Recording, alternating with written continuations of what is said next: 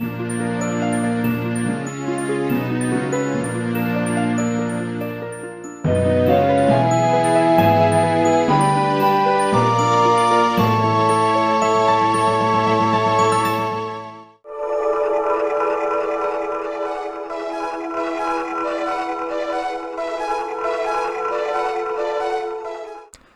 so let's talk offensive strategy for Clash Valley.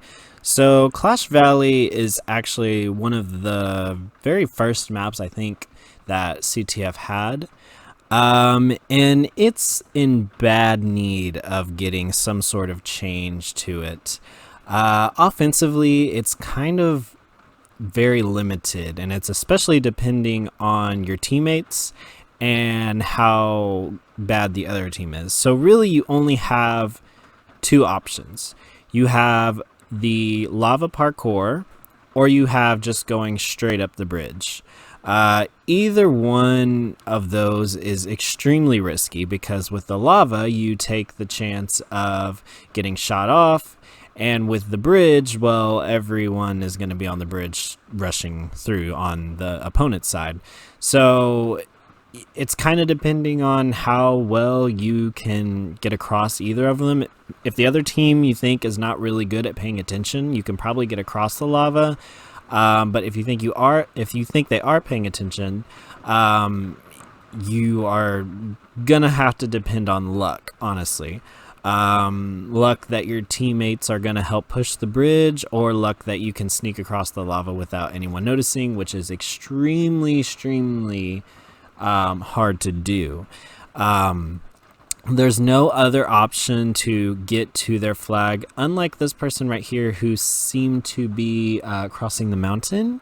I'm pretty sure you have to have some sort of hack client to do that. Maybe you don't. Maybe you can make the jump, but even if you can make the jump, it is not allowed. You are not allowed to take the mountainside.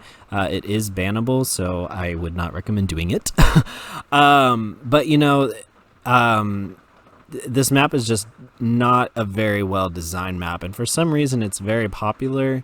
But we'll talk about that later.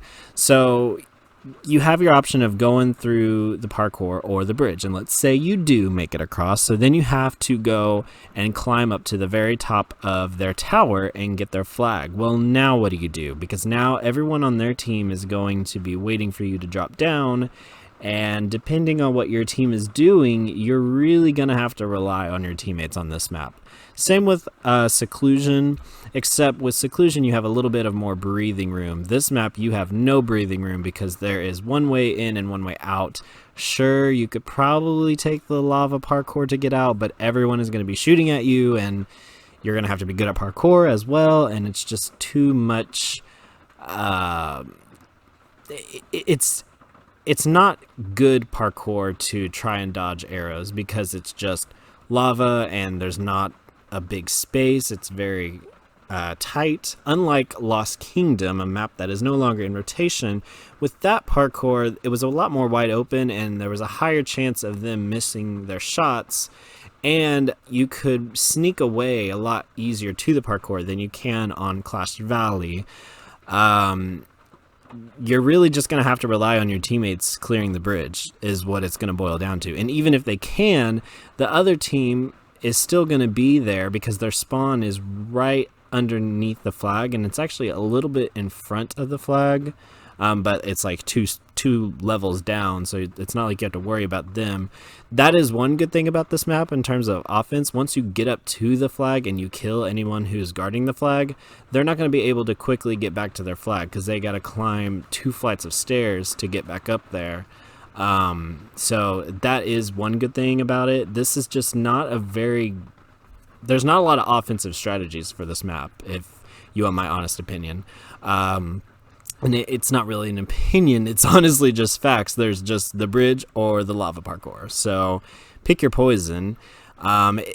Most of what you're going to be doing for this map is, hey, can I get across the bridge? Or, hey, do you think I can get across the lava parkour without anyone noticing? And that's really it. It's very poorly designed for offense. and it's in definite need of an overhaul, if you ask me.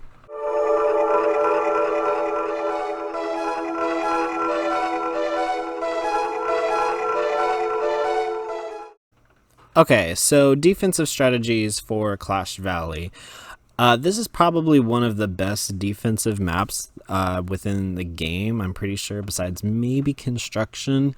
Uh, there, it's a really somewhat camper friendly map, I would say, but honestly, most of the reason for that is because of how heavy bow spam can be on this map. Because if you are defending, you can just set at your side of your base at the end of your bridge and just shoot anybody coming down the bridge or shoot anybody trying to get across the lava. I mean, it's super easy to defend on this map. There's no other way for people to get into your base besides taking the lava or going across the bridge. And even if you wanted to take it a step further, you could go to the top of your base and shoot anybody coming up. If you feel like there's too many people rushing and you have no other option, you could just go to the top and defend there. And the great thing about it is if you die up there and you know that they're going to take the flag, you can just quickly get out of your base and stand at the bottom of your base at the end of the bridge and wait for them to jump down so you can try and kill them. Because that person who has your flag is going to have to rely on their teammates to come and try and clear the bridge so that they can get across. So your best option in that situation is to try and shoot everybody who's coming across the bridge so that there's no way that this person with your flag can get out without having to get past you. And then if you think that they're going to take the lava parkour, then just, you have to be at least decent with a bow so that you know that you can shoot them. Otherwise, they may have a pretty good time to get across. This is a very bow-friendly map, I guess, is what I would say. So if you are good with a bow and you like defending, then this is a really, really great map. It's a great map to just sit and get a lot of kills with your bow. If there's someone in particular on the other team who's just rushing, you can just sit there and shoot them. I particularly think that's one reason I don't like this map so much, is because there's so many games where I have a lot of kills because I don't sit there and rush. I sit there and try and shoot everybody who's coming across, but it turns out that my team is just constantly going into the other team's base, rushing and not really doing what they're supposed to because they're just getting killed over and over again. And that in return gives the other team the win because they win on kills. So I strongly urge you, if you are in that situation, to just sit there and try and get kills, and maybe even say in team chat, hey, don't be rushing right now because we can't afford to give up a bunch of kills. So that's kind of one of the more frustrating things with this map is it's really heavy on your teammates, which is part of CTF, yes, but that's another reason that there's such a team stacking issue, because everyone wants to make sure that they have good teammates, because you don't want to get left with a situation like I've been in several times where I have quite a bit of kills, yet we still lose because my teammates just keep giving the other team kills. Anyways, that's besides the point.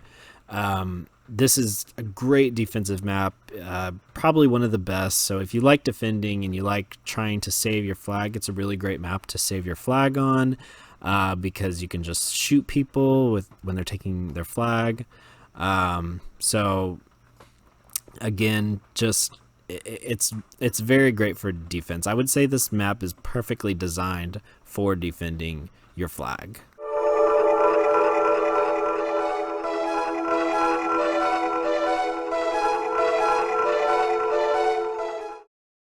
So overall, I think Clash Valley is just a very low tier map. It's not the worst map, but it's not a very good map whatsoever. It's kind of just frustrating, honestly. I think it's a very frustrating map when you have a map that is not very balanced whatsoever, it makes the gameplay very stale. And this is probably one of the maps that has the most people leaving the game because of the frustration of being trapped in your own base the entire 15 minutes. If a team is at least somewhat decent with a bow, you're going to have 15 minutes of bow spam.